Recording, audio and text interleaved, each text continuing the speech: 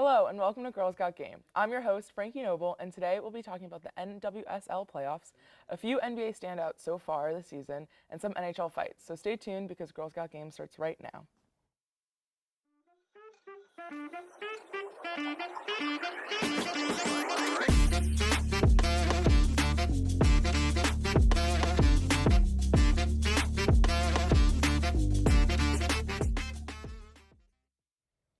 We're back to talk some soccer with our certified soccer fans, Patrick and Edgar. How are you guys doing? I'm excited to talk about the NWSL playoffs, so I'm super happy to be here. Yeah, they're right around the corner, right?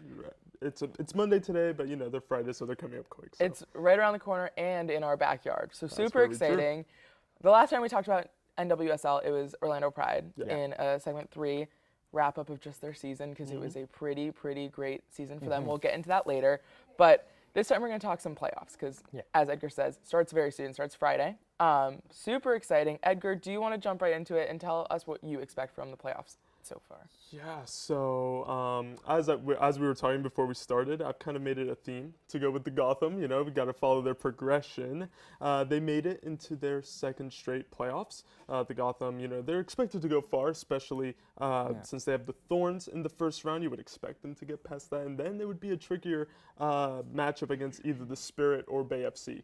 I mean, the Spirit just behind the Pride in the regular season in the standings, so it's going to be interesting to see how they do. I think looking at it overall, they're very tightly matched. Yeah, and then Portland Thorns. They're a very historic team in the women's landscape. Their attendance is always super stellar. They're going to have that support, although they're going to be the away team since they're the lower seed. But I do expect the Gotham FC to advance on that. And so on that note, I'll move over to me real quick. Absolutely. Over to you. I've got the Kansas City Current. They play the North Carolina Courage. So the Kansas City Current, they finished 4th place on the season. Temwa Chawinga leading the goal scoring in the NWSL with 20 goals. She adds on another 6 assists, combining for a total of 26 goal contributions on the year. So a stellar season. Absolutely amazing. To say the least. Yeah. I mean, it feels crazy. like you see her on like every other social media post almost. Yeah. So she's probably my MVP candidate for the year. So, and the Kansas City Current, they have the final in their home backyard. The final is going to be hosted at CBKC Stadium. So they're going to have that extra motivation to make it to the final. So they have that home advantage as well. Before we go any further, we were talking about this earlier. I want to talk about that stadium. Yeah. So this stadium that the KC Current play in, if nobody knows here, it's the first stadium built solely for a women's sport, which is pretty incredible. Yeah. It is. Yeah, I mean, because usually all the venues are shared between the men's or in women's sides. In like any sport, not even just soccer. In any like sport. Any so sport. this is such a huge deal in for women's sports in general. It shows that they can have their own home, their own place to call home. And I do think it's kind of a small stadium. I think they could have gone a little bit bigger, just because you've seen that the stadium is packed out all the time. So it's I think the capacity is 11,500. So they definitely could have done a little bit. I think bigger. they could have done a little bit more, at least 15, 18, something around that. But other than that, I mean, it's a wonderful stadium. I'd love to visit that stadium one day too. And it looks not just for women's sports, but soccer in general, right? 100%. It really shows how much it's growing in the U.S. and to have the first, because like you said, a lot of the times soccer was played in like football stadiums or like not soccer specific grounds. Now we're moving away from that. It's progressing so rapidly, and not just the NWSL playoffs at CPKC, also the NCAA women's tournament, or the Big 12. Sorry, the Big 12 tournament will be at CPKC. So. Lots of action. I didn't know that. Neither of us knew that. Well, there you go. Which that's like Fun really, fact of the day. That's really incredible for this stadium that was just built for women's sports. Well, that's why it's so important to have these kinds of venues all over the country and the world in general. Right. So. I could talk about this forever. We have to get more into the team side of it. Super cool. We'll talk more about that at some point. But you mentioned your MVP pick. I have another MVP pick that is, I'll call her a hometown hero because why not? Let's just do that. Hometown team, Orlando Pride. That's who I want to talk about today. They had an incredible season after a few, not incredible seasons, not even a few, after many not incredible seasons. Disappointing, right? Disappointing. They went 18-2-6 this season. undefeated at home, best record, getting the Shield Award this year. They're hosting their first ever home playoff game, which is great for Orlando, great for the team. We were just talking about how students here, everyone in studio, can get free tickets. Be there. Which is Show great out. for like, and like imagine that being any other sport, like being like, oh, you're a student at like, I don't know, Boston University, go to the Celtics games for free. That's Immediately crazy. sold out. Like, That's yeah. whatever, but you're gonna want to go. They're a great looking team. They set the NWSL record for most points with 60 and most wins with 18. Most wins as well. Crazy. And I mean, leading the front line, you got Barbara Banda, who we've talked about before. I love that You know, girl. Marta in the midfield. Yep. Even at her age, the way she moves, it's just so fluid. It's amazing the skill set that she possesses, especially when you go to the game and actually watch it with your own eyes. It's just the way they move. It's amazing. Their back line, solid defensively. So they're playing the Chicago Red Stars on Friday night here at home. So Chicago obviously are the last seed, so they are in 8th. I do think this is a game that the Orlando Pride on paper should easily win. I think so. Yeah. I agree. Kind of looking into like not predictions about who's going to win, but I want to talk about the Orlando Pride specifically because I'd like to say that I think they'll win it all, but I unfortunately just don't think it'll happen. I don't think they have that experience. That's a great point. Honestly, It's gonna be so much close. It is because, oh man, now that you put that's you know so what I true. mean? But Experience also- is so important, especially in these kinds of They've situations. had a great season. Like you can take the experience that they've had this season and all the adversity they've faced, being a team that hasn't done so Absolutely. well, and being a great team this year. Consider that experience, but you don't have that playoff experience, and like being in Exactly. settings where we were talking about, there's more populated crowds that are going to be loud, that are Right. going to be excited that their team are in the playoffs. And then you come back home and it's not super crowded. You don't have that experience of playing in a really, really loud stadium. But I think they can take lessons from the Gotham last season. They scraped in. They won the whole thing. They True. won the That's NWSL. true. They went ahead. No one saw it coming. They did it, right? Orlando have now had their playoff. They're starting a run of consecutive playoff appearances. It's just going to be tough, though, because, yes, you start with the Red Stars, but then that gets cranked up because the next opponent would be either North Carolina or KC. So imagine knocking out KC and, the final's going to be at their stadium. Imagine knocking them out and not having them at the final. That would be an insane storyline. And, like, you always hear, like, the, battle that you get there is easy, and then you're not rewarded with anything easier. Like, you're Right. going to Yeah. be playing these tough teams. Yes. Speaking of tough teams, do you want to talk a little bit more about Gotham? Do you want to go a little more in depth? I know you Yeah. feel passionately about this team. Well, they are from my native New Jersey, so why not? Like Esther Gonzalez, the Spanish international, she tears it up every time she plays at the big international tournaments. NWSL has been no different. 9 goals, 4 assists, just tearing it up. Not to the levels of the current or Pride stars, but still noticeable enough. And then you have Yasmin Ryan from the midfield, 5 goals, 5 assists, contributing immensely as well to the Gotham's success this season. And look, they've made it to the playoffs now 2 years in a row. Will they repeat champions? It'll be very tough.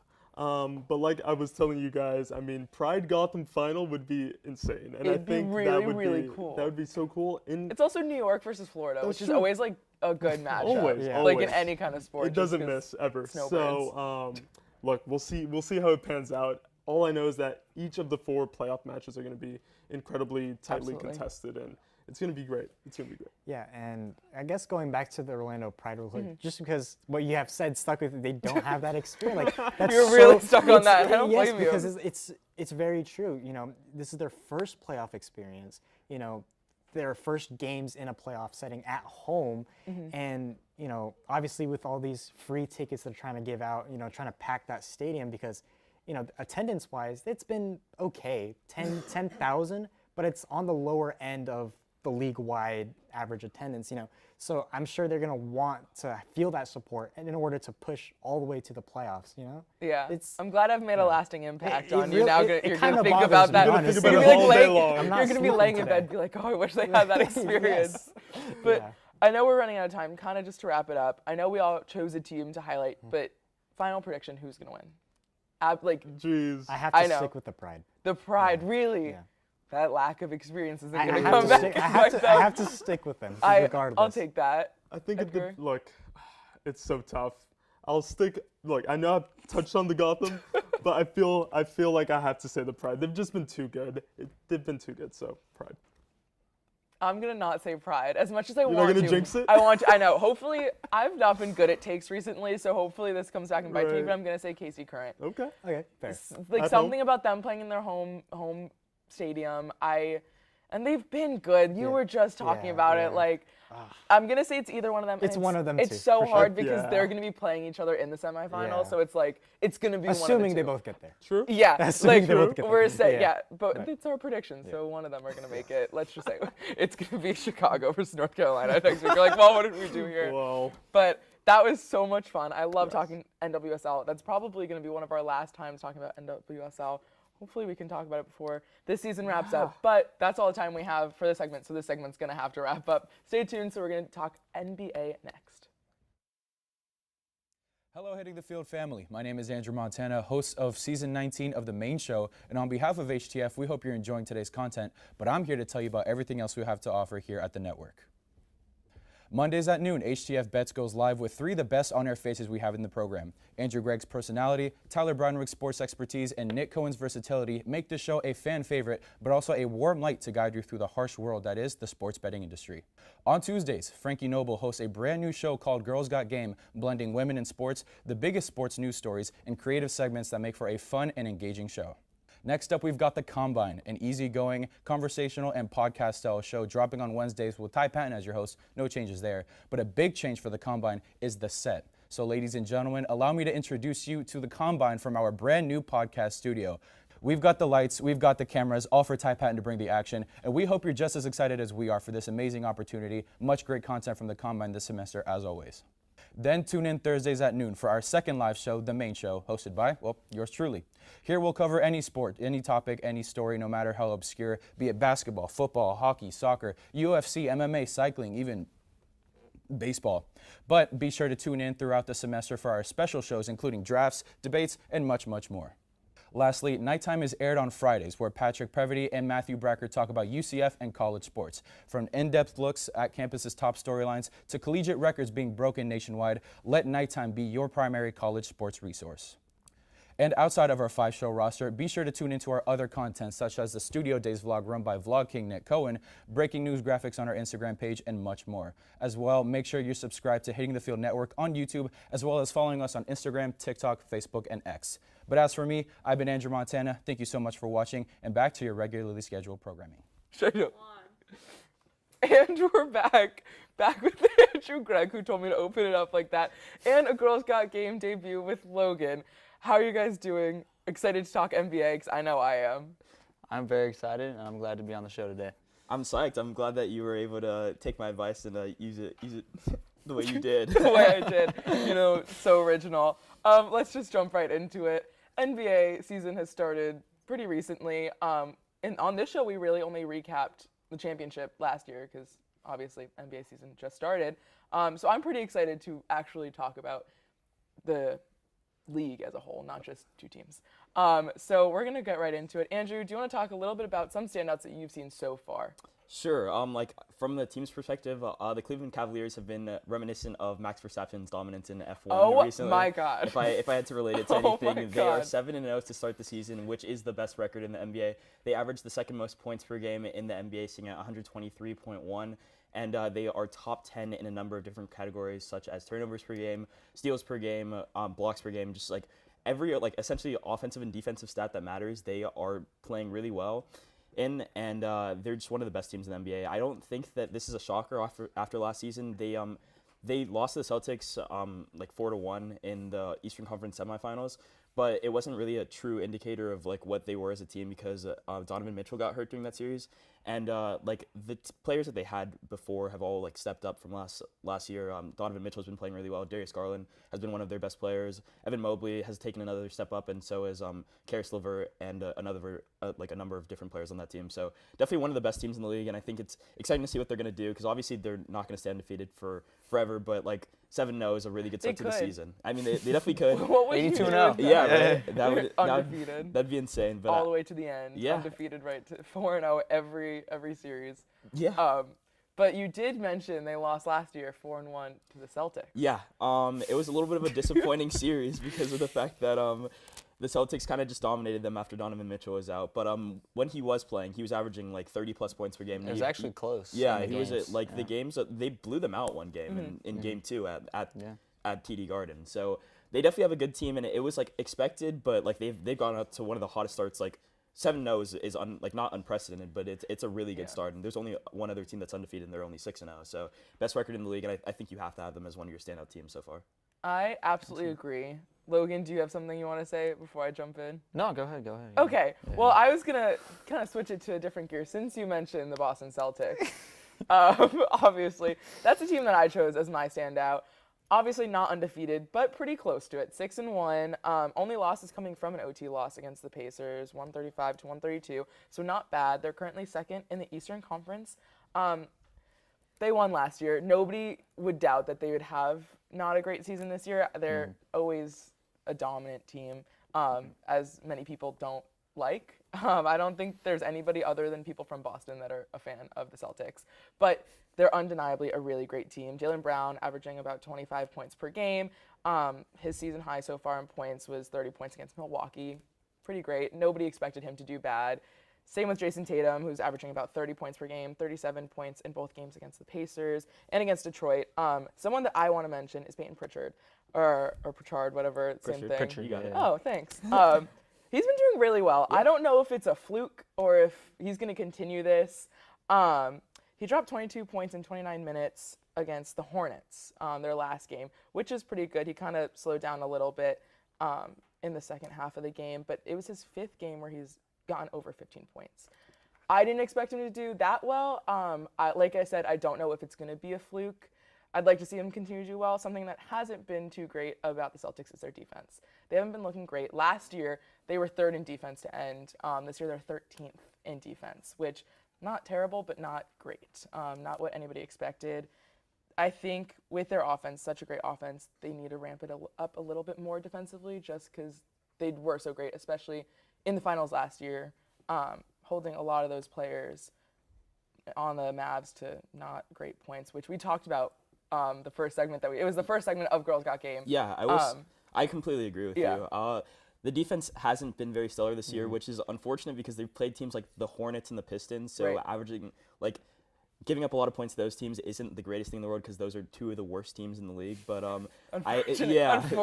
But the Celtics definitely are one of the dominant teams in the league, and the fact that they have gotten off to like a relatively slow start by their standards and they're still 6-1 is just a testament to how good they are as a team. Right, and like I said, it's undeniable how good the Celtics are. They're a dynasty. I mean, I would say maybe in the making. Maybe. We'll have to see. If I had to compare them to someone, I'll say Lando Norris. Interesting. Because you compared the Cavaliers to Max Verstappen. I didn't know we were making this about F1. Yeah. But I'm just gonna go on my Max They're in Verstappen 6th place right now. What? The Oh, stop it. Okay, No, sorry. okay. Logan, why don't you talk a little bit about the team that you want to choose? To no one's surprise, it's the one that's on your chest. Yeah, so I'm going to be going with the Lakers, my favorite team. And while we have the worst record out of the 3 teams here mentioned, and we got blown up by the Cavs, we're off to a good start. We're 4-2. Anthony Davis is having a great season, averaging 32 points and 12 rebounds. He's had 30-plus points in, I believe, 5 of the 6 games they've played. While LeBron has taken another, small step back, only averaging 22 points. The team looks good. The coaching looks a lot better. Darvin Ham definitely needed to go. So J.J. Redick looks really good. There's a lot more plays designed for Anthony Davis, a lot more plays designed for three-point shooters to get open. Austin Reeves is also having a great season, averaging 17 points per game. And they have a really good player, I believe, in their draft pick, Dalton Connett. He's had a really great season. I thought you were going to say Bronny James. I thought you were going to say Bronny James. Like, there's no way. We're talking about the guy that actually gets minutes, actually plays. He had an 18-point game. He was actually the first rookie to score 15-plus points. I know it was a weak draft pick, or draft class, I should say, but looks like a really good draft pick. So yeah, 100%. I don't think people expected him to fall that far, and then once he did, he showed signs in preseason and in the summer league, and now it's kind of making it work in the NBA as well. Yeah, and the only reason that he fell is because of his age, which, is not a super big deal. He's still young. He's a great shooter. He's got a lot going for him for sure. And then I'm also going to hit a low light. And one major reason why the Lakers are struggling is the point guard position. D'Angelo Russell has been, well, let's just say he's been horrible. To say it nicely. Yeah. Only averaging 12 points per game, which is about 6 points less than last season. He's definitely had a diminished role. His three-point percentage has went down quite a bit. He just needs to go. He needs to get traded. LeBron can play point. I don't care, honestly, what happens at this point. And that's not even to mention that our backup center is in another controversy with his girlfriend and being looked at by the NBA. Yeah. So there's a little bit of drama around the team, but we're somehow still 4-2 and looking pretty solid. So somehow we've lost complete time in this segment. I don't know how time has flown by so fast, but kind of to wrap it up, since we don't have too much time left, what are your final thoughts? Obviously, there's a lot of basketball to be played. We're right in the beginning of the season, but what do you expect from the rest of the season? I would. Loaded question. Yeah. I would say that, like, obviously I'd expect the Celtics and if I'm going to highlight a team, the Cavs to kind of be there at the end of the season. The Knicks are like one of the best teams in the East as well. From the West perspective, the Thunder are undefeated from that side. The Mavericks are obviously always going to be there. The Nuggets are looking scary as well this season. The entire NBA. And even yeah, I guess you could say that, yeah. And even the Lakers are they've gotten off to a relatively good start. I don't think people were expecting them to have four wins through their first 6 games. So I don't know. It's definitely going to be an interesting season. I'm excited. It's been an interesting start already. It's been very entertaining. The good teams are going to be good, I think, is what I'm trying to say. Which is to be expected. Logan, any final thoughts? I think it'll be similar as last year. I do think the Cavs are going to take a step up. They have looked pretty solid. And I think the Thunder are a major threat for the finals this year. Really? I know everybody expects the Celtics to make it back because the East is a little weak besides those top few teams. But I do think the Thunder have probably the best chance of winning the finals this year. There you go. I love an early pick. That's always so fun to way too early. Segment went by fast like Max Verstappen. It went. Okay, we're not going to talk any more Max Verstappen, so that's where we're going to cut it. Stay tuned because we're going to talk some pretty exciting stuff with NHL next. Going to the NFL season opener, Baltimore Ravens at the Kansas City Chiefs, September 5th, Thursday Night Football. I am taking the Baltimore Ravens at plus 130 to win this. Kansas City, when they were the season opener last year, they lost that game. Historically, they're not that great in this position.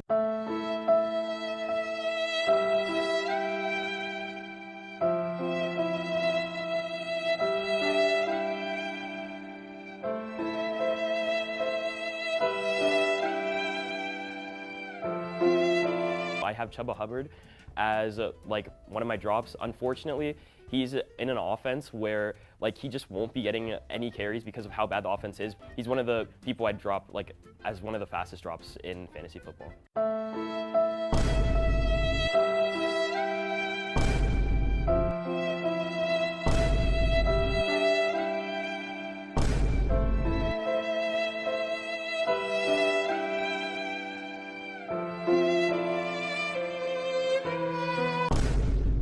This league has not been what I thought it would be, okay? I thought I would be undefeated. I walked away from that draft. I got Tyreek Hill at number 6, and I thought I won.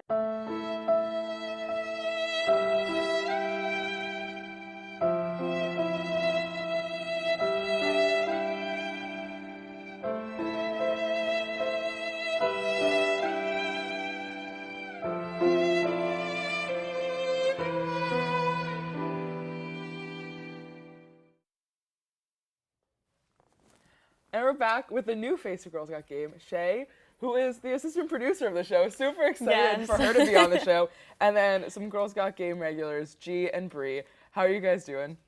Doing great. Doing great. Love to be here. Yeah? Shae? I'm super excited. A little nervous, but you know.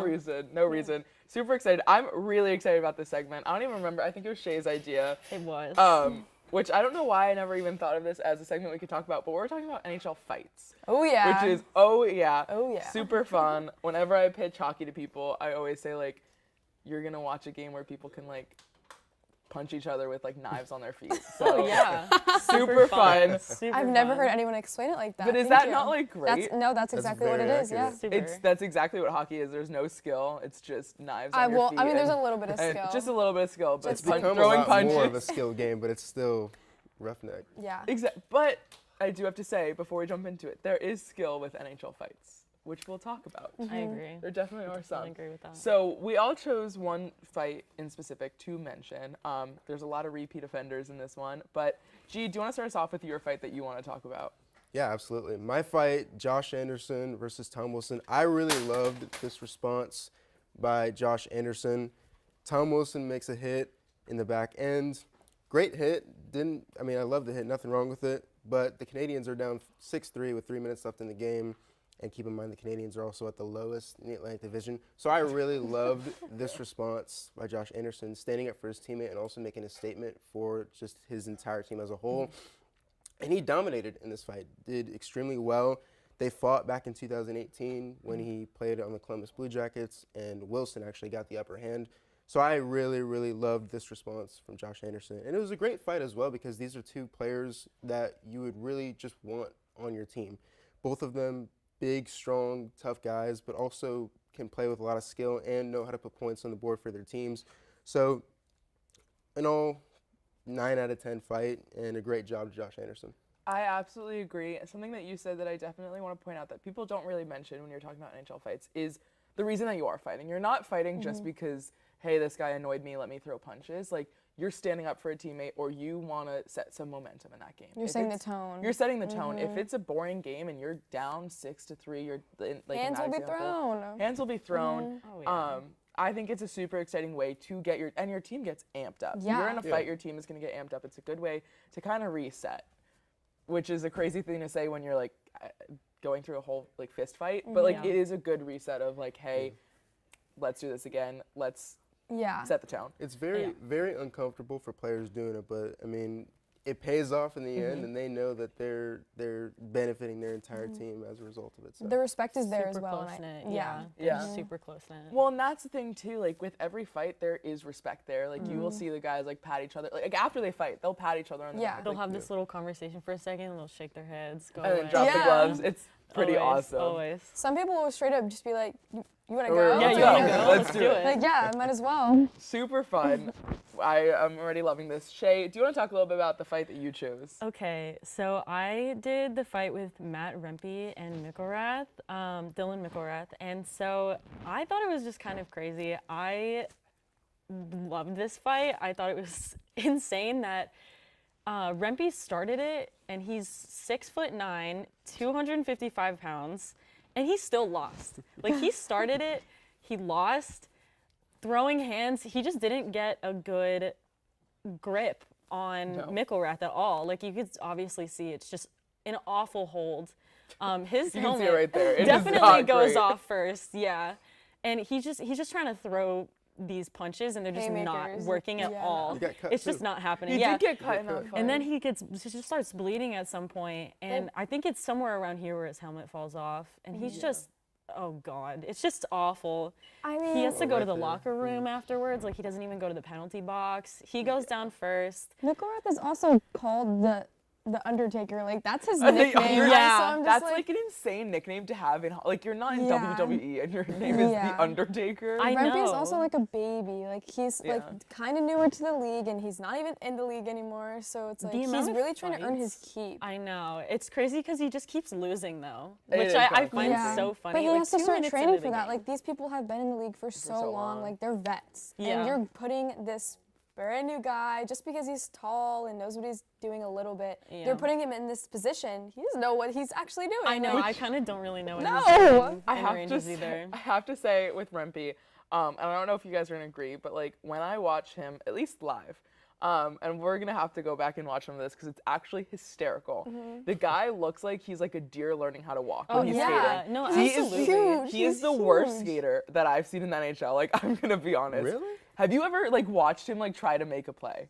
what position does he I play? thought he was not a You bad thought skater. he wasn't a bad skater? No, I think he's a forward. He's a okay, forward, yeah. Ryan Reeves is Yeah. not a very good Oh, skater. he's a horrible skater. Ryan Reeves, no, not. I thought Rempe was actually not. Really? I thought he was decent. I for was the think size. he's a terrible I've skater. seen worse, but he's definitely on like top 10 worst skater list. It's I more feel like so. he's just like, I honestly just think he's there for losing fights. Like, Well, he's just kind of like, yeah. I more so think like when has potential, talking though. when He talking does. about like his skating ability, when he gets knocked down, his body is so large that Yeah. he does not know how to like get up flawlessly. Yeah, you like could it's see it so rough. in the clip. He just falls down first, and everyone's like, "Oh yeah, McElrath definitely won that fight." Right. He just falls back. I don't know. I just don't like. He's why. in all the, like a bunch of fights too. Yeah. Well, yeah. Yeah. 'Cause well, that's his role. He's not there to score goals. No. Yeah, no. Absolutely not. His main problem, he doesn't know how to play defense. with No. fighting. Yes. Like, absolutely. you He wants to have- get aggressive. You have that long of arms, you should be able to avoid many of those punches, but you don't.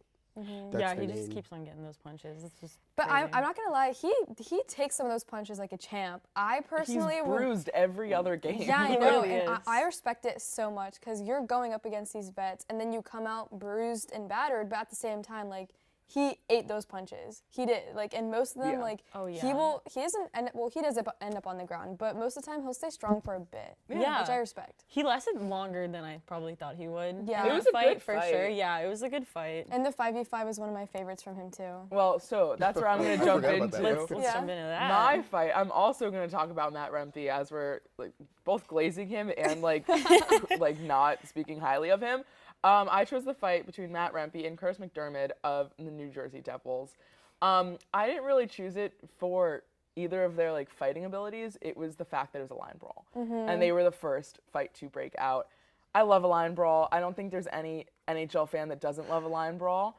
You usually see it either between, in this case, it was obviously the Rangers and the Devils, or you see it between Calgary and Edmonton. Like, it's those rivalry teams, and not the rivalries like the Panthers and the Lightning that isn't even a real rivalry. No. It's just that they're in the same state. It's the rivalries that are deep rooted. Oh yeah. This was an awesome fight. I do have to say the camera work was terrible. It like focused Yeah. on the goalie, Yeah. which was weird. It was The so fight good, itself though. between Rempe, you're seeing it here, between Rempe and Curtis McDermott was not bad. They got a good, Ooh. yeah, They got a good few they got a punches good in. few punches Absolutely. in, and it was obviously, like I said, the first fight that broke out. Super exciting. Love a line brawl. It's even better when the goalies do get involved. Oh, Doesn't I happen love a often. goalie It fight. does not happen It often doesn't at happen all. often. Well, Love a 'cause goalie fight. the refs don't let it happen. The The league goalies, is lame. Yeah, Yeah. the league is I know they lame. don't let Let this them happen fight. They're grown anymore. men. I know. But They it want is- to punch They're each more other. than willing. fun. The refs just step in every time. They're like, no. It I is fun know, to see like ridiculous. the goalies and like their huge pads like skate to the middle of the ice. And be like, Yeah. I love it. and then it doesn't happen. But we need to move on. Bree, I'm really excited to hear your thoughts on this fight because this is a Yes, I'm very also random really fight. excited. Yeah. What are you going to talk about? Okay, I'm going to talk about David Pastrnak and Matthew Tkachuk because if I wasn't really aware of this, but Pastrnak doesn't really fight. Like, it's rare. And so I'm a Panthers fan, and I love Matthew Tkachuk, and so I know that he's a pretty good enforcer. Like, he will fight anybody. Like, it's just, he will. But he's actually, no, he's pretty selective recently. He is a horrible fighter too. Oh, of Like, course. But, I mean, he's just aggressive and he chirps, and that's what gets in. I think that's what got Pastrnak. But the reason why I wanted to talk about this was because this is his first fight, I think, honestly, in years. Yeah. And, of course, it had to be with Matthew Tkachuk. And, honestly, Tkachuk had the upper hand, so it wasn't really that great of a fight. And, I mean, Pastrnak really has no experience fighting. But just the concept of them fighting, like, in my mind, I was like... It had to be and them. it was the first Yeah. of two. It was the first of two fights. Yeah. They Yeah. fought again Yes. this year, which was pretty awesome. So I'm like, I honestly just love their rivalry, and I love to see it, and I just love seeing Matthew Tkachuk fight. I was gonna pick a Marchand fight because I feel like, Ew. Oh, yeah. no. But then Yeah. I I'm glad you did. I didn't was like, pick I Right. love Matthew a little bit more, so that's why I wanted I to do think highlight before him. we are running out of time, so we have to Yeah. wrap this up. But before we close off, the thing about Matthew Tkachuk is he is all talk. Love him Yes, so much. He is all 100%. talk. He does not know how to fight, and like he'll say But I love something it. and then I skate love it. away. Like Yes. he knows That's what what he's makes doing. him so like enjoyable. He knows It how to is play the enjoyable. game, I don't know if bro. G agrees. Yeah. I don't think you're a Matthew Tkachuk enjoyer. Nah. Well, you're a Lightning fan, right? So I'm a Lightning fan. I mean, the thing about that fight specifically between Pastrnak and Tkachuk was like, why didn't he like challenge like? Because Pat Maroon was on the bench and like Trent Right. Frederick was on the bench. I'm like, why don't you challenge them? But he's Because smart. he doesn't want to. But the thing No, is, he knows who to fight and Yeah. when What were to you do gonna say? it. He's smart though because like he knows he's a skillful player and he knows Pastrnak's a skillful player. So he's like, all I got to do is fight their superstar. So then, I don't know if that makes sense. No, like, it does. But okay. it's always fun to see a star-studded fight. Like Oh, it's absolutely. pretty yeah, cool. absolutely. I'd love to talk about this forever, but we can't. That's unfortunately all the time we have for the show. Thank you to everybody that joined. Stay tuned next week when we have a brand new episode of Girls Got Game.